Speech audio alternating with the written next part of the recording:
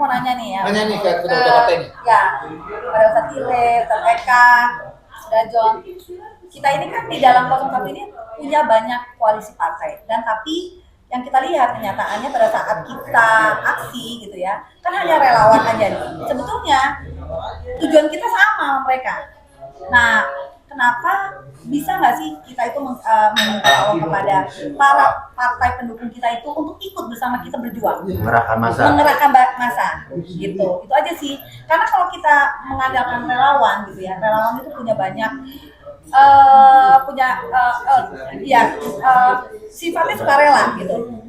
Jadi kalau misalnya kalau kita ini koalisi perubahan itu dibentuk karena punya satu tujuan. Ini kan kita masih punya satu tujuan nih. Itu aja sih. Ya. Partai koalisi tidak membantu kita setelah selesai pilpres dan kita menolak kecurangan itu kan. Di antaranya salah satunya karena kekuatan daripada timnas itu nggak bisa untuk memberikan instruksi untuk sama. Dan ini semuanya yang kita turun semua kan orang-orang relawan semuanya, inisiatif kita karena kita ingin perubahan seperti itu. Jawaban, kalau pendapat saya bukan jawaban, pendapatnya barangkali karena di partai itu pakai struktur itu mereka itu para anggotanya mungkin ikut apa kata partai gitu loh. Nah, satu-satunya jalan kita tadi sesuai yang apa Bang udah John bilang, kita harus datengin tuh ya para partai koalisi, kita minta bantuannya, ayo kita turun bareng. Apalagi ini udah di MK nih. Artinya apa? Tadi udah dibilang bahwa celahnya kecil tapi kita terus optimis, masih ada kesempatan. Karena jelas kan struktur dan masif ini emang jelas udah kecurangannya. Kita butuh perubahan itu salah satunya kita datengin lah. Itu harus ada wasilahnya nih. Mungkin barangkali Bang John yang lebih dekat dengan partai koalisi kan, pengurus partai koalisi semuanya. Ya, beliau bisa penyambung lidah kita nih pada kita kerahkan beliau. Ya, jangan beliau Panglima, ya kan? Kita kan anak buah. Ente Pang 6. Buntut atau bagaimana pala? Ya kan? Iya, kalau palanya botak. Ayo Guru Eka mungkin masukannya. Ini masukan cakep ini, pertanyaan bagus ini. Ya kita doang yang aksi gitu, kelihatan sedikit. Artinya kalau kita kelihatan sedikit, ya mereka nih menganggap ya entar juga selesai. Dianggap kita aksi kita ini seremonial doang. Iya, seremonial ya udah cukup tadi juga. Enggak hilang aja bubar sendiri gitu paling. Jadi dikecilin kita. Nah, barangkali dengan adanya dari koalisi partai ini mau mengirim massa, mengerahkan massa kan lebih kelihatannya greget lagi, semangat lagi gitu loh. Sebenarnya tujuannya benar sama, antara tujuan relawan dengan tujuan mereka sama kita gitu. Ya gue kira-kira masukannya. Ya memang hampir dari beberapa para aktivis mempertanyakan itu. Jadi apa yang dipertanyakan Mbak Menu ini banyak juga yang pertanyakan, bahkan beberapa aktivis di Tripilar ya itu mengatakan kenapa sih struktur partai tidak menurunkan masanya gitu. Turun dong, jangan waktu kampanye pileg saja pada ya bahasa itu selalu memang menjadi pertanyaan-pertanyaan banyak kawan-kawan. Dan ini memang tidak bisa kita pungkiri bahwa selama ini kita turun baik itu di KPU, di DPR ya, banyak kan memang dari relawan ya. Karena semuanya ini memang menjadi satu bahan pemikiran bersama bahwa relawan tidak selamanya itu mampu untuk menggerakkan karena keterbatasan. Iya. Tapi kalau misalnya pakai struktur partai, mereka tinggal menginstruksikan daripada konstituennya, mungkin akan bergerak. Ya, ya ini kita harapkan, artinya ini kan buat kebersamaan. Seharusnya memang para petinggi-petinggi partai bisa untuk menggerakkan. Banyak pertanyaan ini, ya ada di grup ya WSM, ada di grup PA, ada di grup semuanya bertanyakan itu. Ya kita mesti pertanyakan juga. Kenapa apa sebabnya sih mereka nggak mau gitu? Ya. Itu yang perlu kita tanyakan lagi. Betul. Di mana kendalanya mereka nggak mau turun? Betul. Yang nggak mau mengerahkan itu kan, Dak? Itu dia. Kita mungkin ya ini sebagai masukan saja. alangkah baiknya nanti kita akan berkonsolidasi koordinasi ya, walaupun saat ini kita sedang fokus di MK, kita coba untuk nanti silaturahim lah ya, silaturahim ke struktur partai. Bisa komunikasi lewat by phone, bisa kita ya, mudah-mudahan Kiai Tile dekat dengan petinggi Nasdem ya, terus juga mungkin ada yang dekat dengan partai PKS, bahkan udah punya kartu luar biasa. Kiai Tile udah punya kartu nih, direkam no, luar biasa ya. Jadi saya punya kartu vaksin. ini luar biasa, nanti tinggal dipertanyakan saja ya. Mudah-mudahan di MK ini saya berharap tanggal 27 28 ya, bisa hadir di MK ya. Ini sekaligus mengundang ya kepada rakyat Indonesia yang masih peduli kepada bangsa dan negaranya, peduli terhadap pemilu curang ya. Kalau kita nggak peduli, kita akan dicurangin mulu sampai kapanpun ya. Kalau bukan sekarang, kapan lagi? Ini saatnya kita bergerak. Maka saya undang di tanggal 27 dan 28 Maret ini, ayo sama-sama kita ramaikan Mahkamah Konstitusi. Insya Allah Capres dan Cawapres kita akan hadir, dan kita akan kumpul ya, kita ngeriung, kita zikir, kita ketuk pintu Allah, kita ketuk pintu langit. Mudah-mudahan ya Allah berikan taufik hidayahnya kepada hakim konstitusi untuk mereka ini diberi keberanian ya, diberi kekuatan. Amin. Dan tidak takut dengan intimidasi, ancaman ataupun segalanya. Kenapa? Karena mereka harus berani menegakkan kebenaran. Ya, semangat itu terus, semangat kita. Maju ya, terus, pantat mundur. Maju. Maju terus, pantang mundur. Jadi jangan pernah merasa lelah. Jangan pernah merasa letih, perjuangan belum selesai. Belum selesai. Presiden kita masih semangat. Insya Allah ada solusi. Faiza azamta fatawakal Allah. Masya Allah. Ya, kita bergerak bukan karena dibayar. Betul. Ya, kita relawan nggak ada yang pernah bukan dibayar. bayaran. Ya, insya Allah kerja hati kita, maka kita akan selus bersama presiden kita yang memang sama-sama kita harapkan bisa memimpin bangsa dan negara. Itu aja mungkin Mbak Endang. Ya, ntar Mbak Endang, Mbak Nunu, mudah-mudahan kita bisa konsolidasi, koordinasi, dan pejuang-pejuang perubahan tetap istiqomah bersatu. Itu yang penting ya. Dua misi kita, MK dan DPR. Ya, MK diselesaikan, mudah-mudahan MK walau sekecil apapun peluang, tapi kalau kata Allah kun fayakun, selesai. Ya, Allah pasti akan memenangkan. Masya Allah. Amin. Terima kasih. Takbir. Allahu Akbar. Masya Allah. Udah kalau udah takbir mah Luar biasa. nggak sembahyang. Besok tanggal 27. Caranya apa? Suruh pendukung mereka, simpatisan Turun. mereka, ada kader mereka datang. Ya. Kalau nggak bisa besok ya tanggal 28. Kalau enggak itu tanggal 1 atau tanggal 4. Jadi kalau tokoh-tokoh yang kita anggap itu bukan tokoh-tokoh yang kontradiktif, itu sifatnya menghimbau, ngajak. Jadi kita membesarkan gelembung pendukung kita gitu. Nanti ada sendiri yang ingin memperkuat, ingin provokasi polisi, itu beda ya. Karena apa? Ini partai-partai ini kan juga berpikir ini. Kalau MK ini lolos, mungkin bukan hanya kita yang diuntungkan, 02 juga mungkin mau aja. Kenapa? Kan mereka juga sedang pusing sekarang ini. Kenapa? Karena di dalam juga mungkin menganggap ini pasangan ini juga nggak ideal, banyak yang ya ada plus minus lagi. Jadi kalau masalah MK ini, karena ini persoalan kecurangan, tidak banyak resistensi menurut saya di semua partai ya. Kan partai merasa juga ada kayak P3 dia merasa dicuri juga.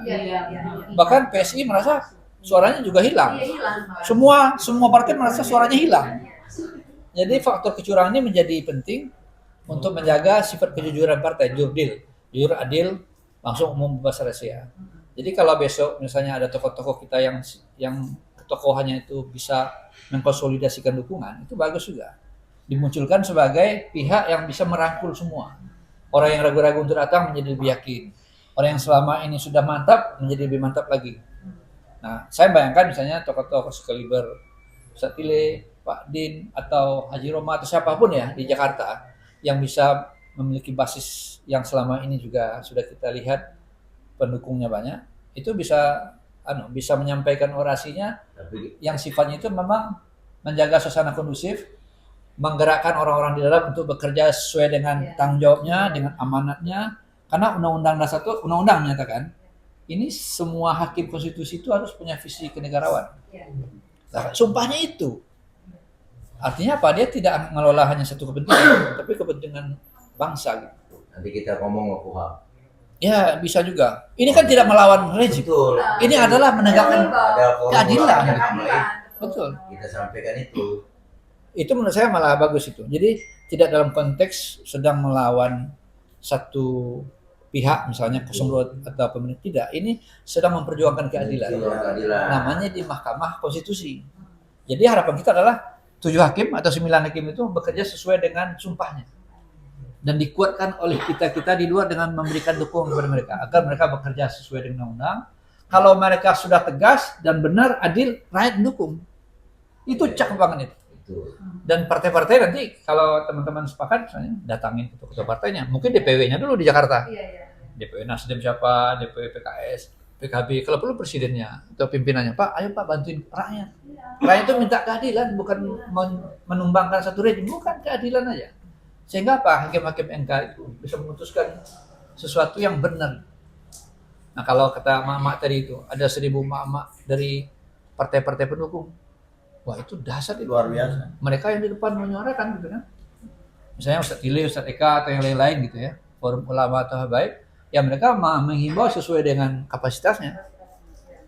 Menenangkan umat, menyejukkan, kemudian membuat yang di dalam juga semakin yakin ya keputusannya didukung oleh umat, oleh masyarakat.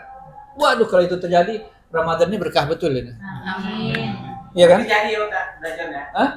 Itu jadi ya. Insya Allah beliau istiqorah malam ini. Kan beliau adalah guru kita. Iya, iya. Jadi kita doakan beliau memimpin. Beliau mau guru kinari. Guru semua mana muridnya. Itu remaja masjid turun Ustaz. Benar, yakin Iya. deh.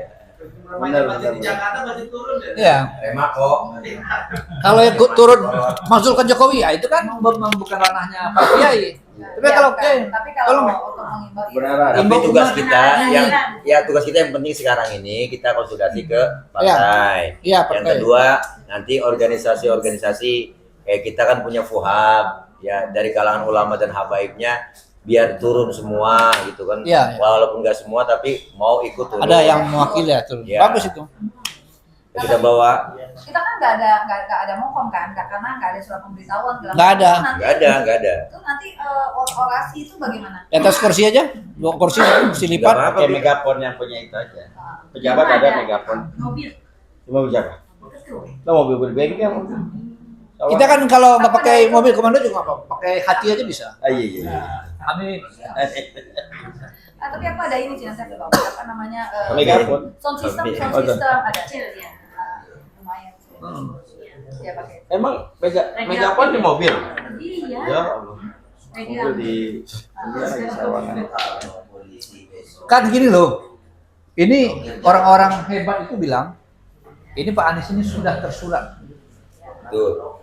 di menurut pandangan mereka ya, Tersurat dan tersirat. sebagai pemimpin yang akan muncul di Indonesia. Iya, Itu betul. kan kita dengar dari orang-orang pintar, Iya.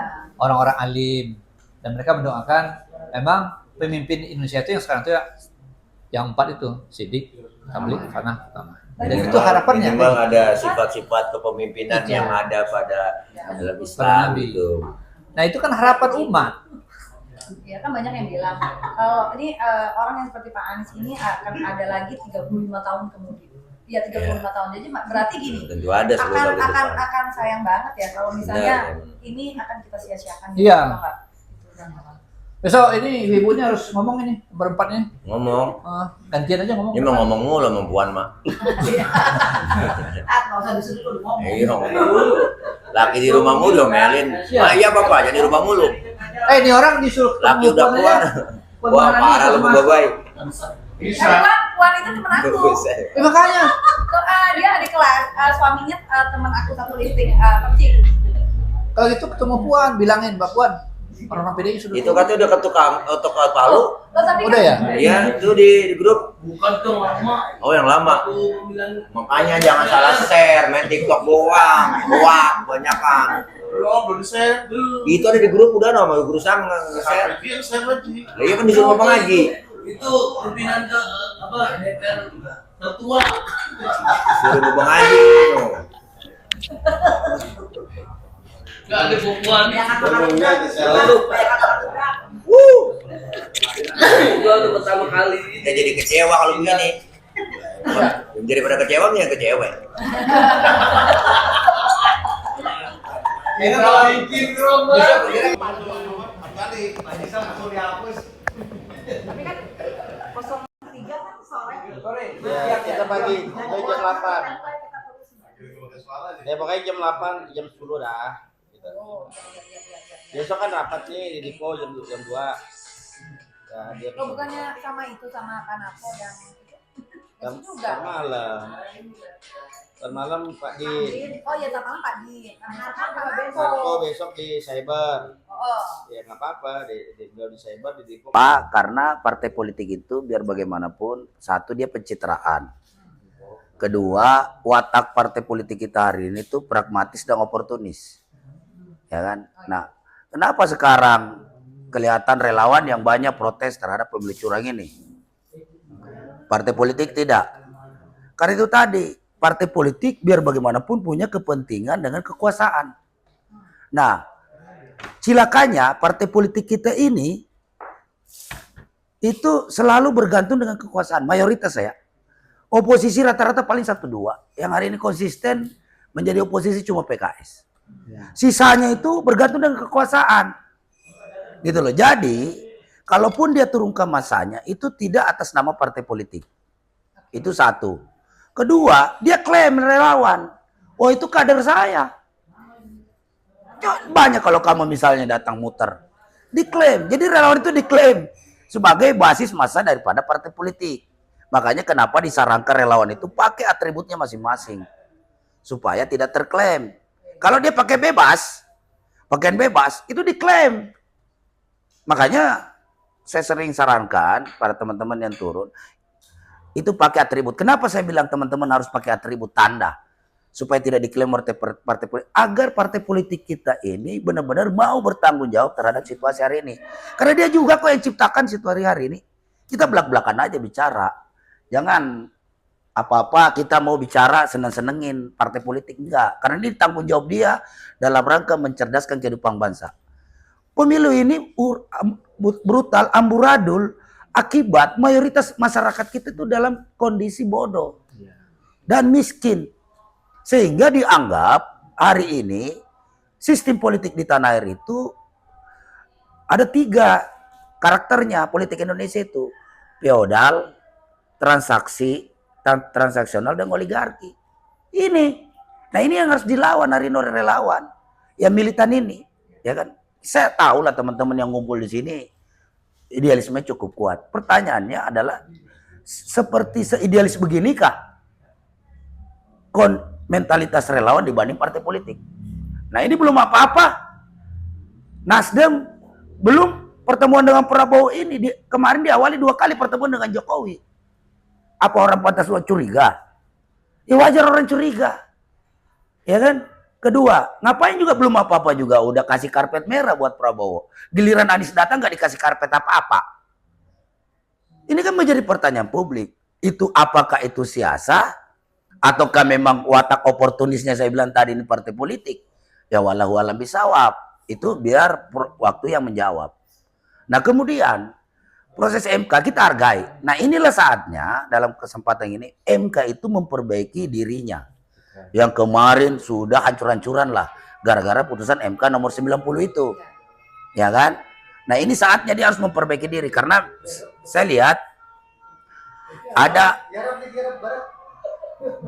indikasi keseriusan untuk MK ini kembali menjadi benteng terakhir konstitusi kita. Yang pertama, tidak lagi melibatkan Anwar Usman dalam rangka menjadi salah satu hakim dalam perselisihan pilpres ini atau pemilu ini, ya kan? Nah, yang kedua, memang ada beberapa komposisi pergantian hakim sekarang. Misalnya Wahiduddin Adam kemarin diganti sama siapa lagi nih? Asrul Sani yang dari DPR. Kemudian dari MK juga udah masuk juga tuh. Ada 2 hakim baru. Irwan siapa namanya saya lupa itu. Itu perwakilan dari MA. Nah, kita berharap kepada MK ini itu betul-betul bisa menjadikan dirinya sebagai benteng konstitusi kita. Hari ini betul kata Pak Ustadz bahwa rakyat itu datang hanya untuk menuntut keadilan. Karena kecurangan pemilu ini sangat telanjang, vulgar sekali. Ya kan? Vulgar sekali dan semua orang bisa tahu, bisa mendeteksi ini. Namun yang namanya masyarakat, itu kan ketika ditanya, lu bisa buktiin nggak? Ya kan?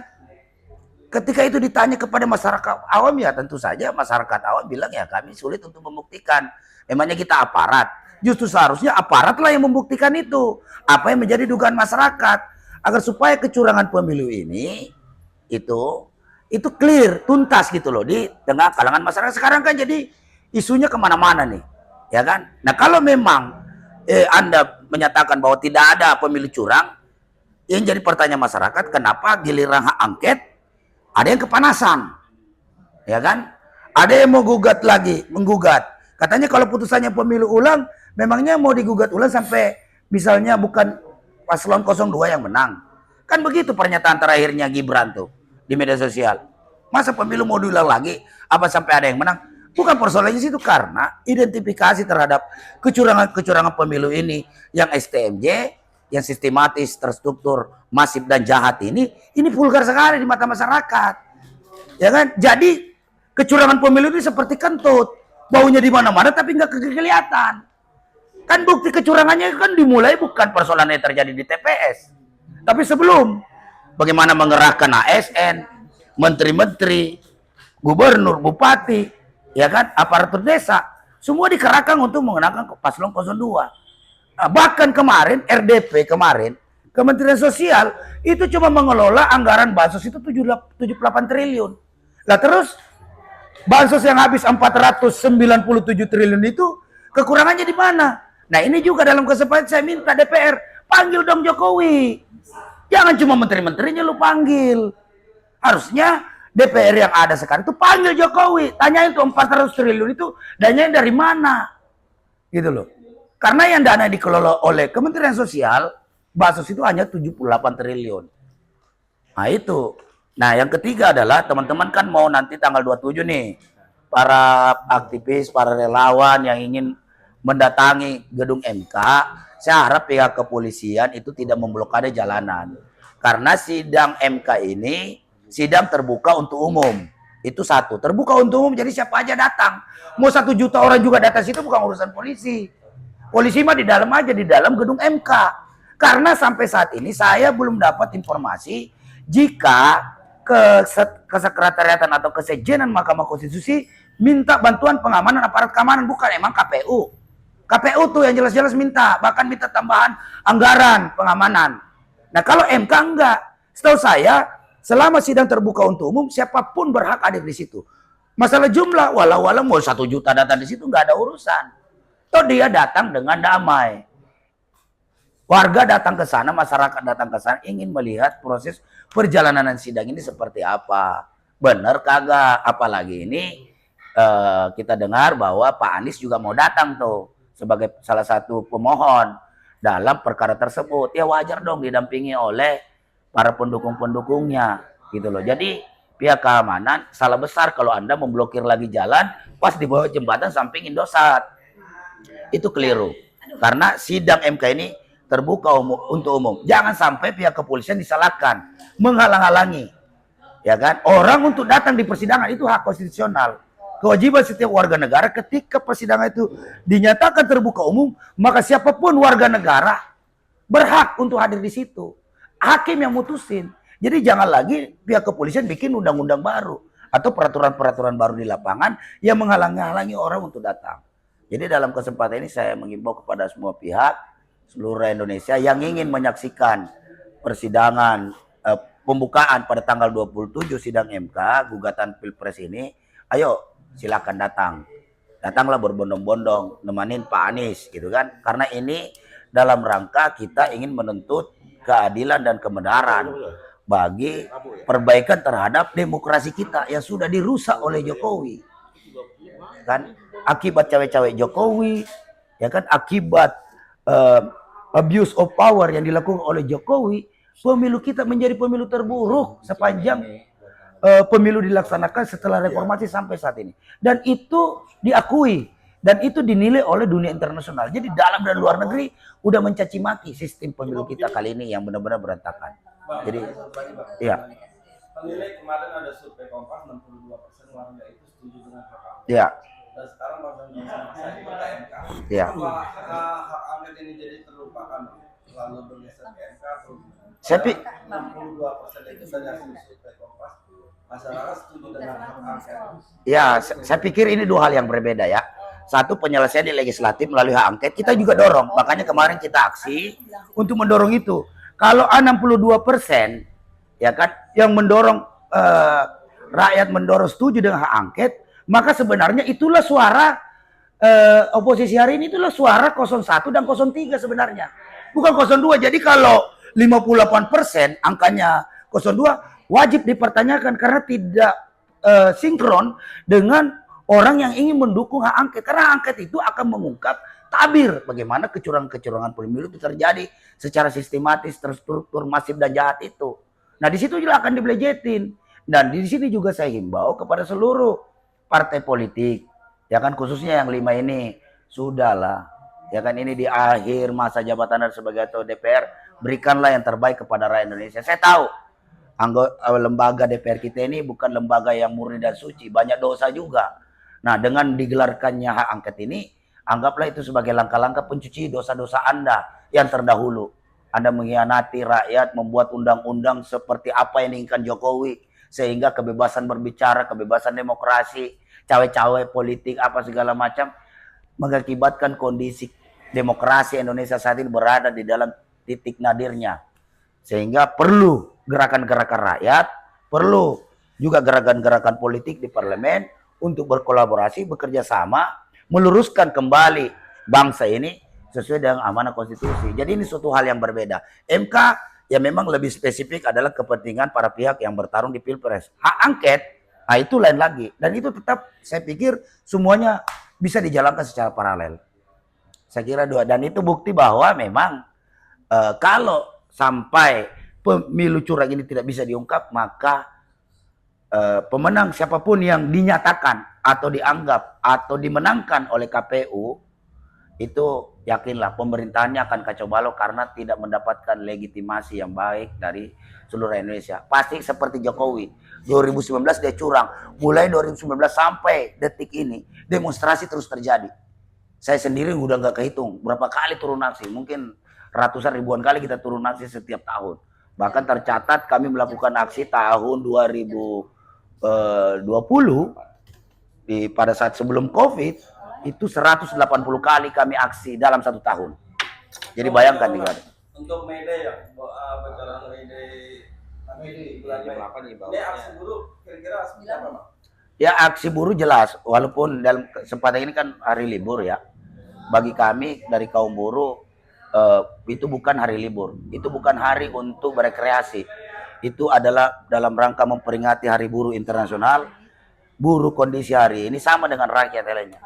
Banyak sekali mengalami penindasan dan pengisapan dari kebijakan-kebijakan rezim Jokowi yang sama sekali tidak berpihak kepada rakyat, kepada buruh. Maka dari itu buruh dipastikan akan turun. Nah, turun totalitasnya, akan turun. Semua sudah kita instruksikan kemarin tanpa kecuali. Seluruh anggota yang terlibat dalam aliansi aksi juta buruh itu harus turun. 40 federasi katanya. Ya, 40 federasi akan turun semua, dan khusus untuk daerah Jawa Barat, DKI Jakarta dan Banten, semuanya akan dikonsentrasikan untuk mengepung istana. Dan jika Jokowi tidak bisa mengambil keputusan saat itu, maka aksi akan dilanjutkan tanggal 2, 3, dan 4. Nah, itu saya nggak tahu apa di daerah akan melakukan pemogokan atau penutupan pemogokan nasional. Nah, itu nanti akan dibahas lebih teknis, tapi intinya aksi Mei bulan ini itu 1, 2, 3, 4 itu karena tanggal 1 itu jatuhnya hari Rabu, Kamis Jumat akan terus kita lakukan aksi. Dan dalam waktu dekat kita akan lakukan pemberitahuan aksi kepada Mabes Polri bahwa aksi akan dilaksanakan 1 minggu. Dari Aliansi Serikat Buruh akan melakukan pemberitahuan aksi selama 1 minggu. Dan diharapkan kepada seluruh Indonesia, tolong rakyat Indonesia, ayo kita bersatu bergabung, jangan jadi penonton, jangan nonton kita. Ya, rencananya kita akan pusatkan di Sudirman Tamrin mengarah ke istana. Jadi mungkin ada nanti teman-teman dari Harmoni, ada yang dari Tugu Tani, ada yang dari Bundaran HI, itu akan semua mengerucut kepada istana. Jadi saya minta dalam hal ini Pak Jokowi, kalau nonton tayangan ini, Anda kan kangen di demo. Ya kan, tolong kalau kami nanti demo, jangan lagi Anda keluar negeri atau keluar kota. Temui kami. Kami ingin mempertanyakan kebijakan Anda yang sontoloyo ini.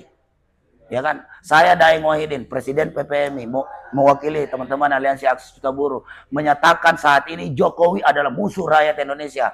Karena Anda sudah menjadi pengkhianat konstitusi, penjahat demokrasi. Mungkin itu saja dari saya. Terima kasih. Assalamualaikum warahmatullahi wabarakatuh.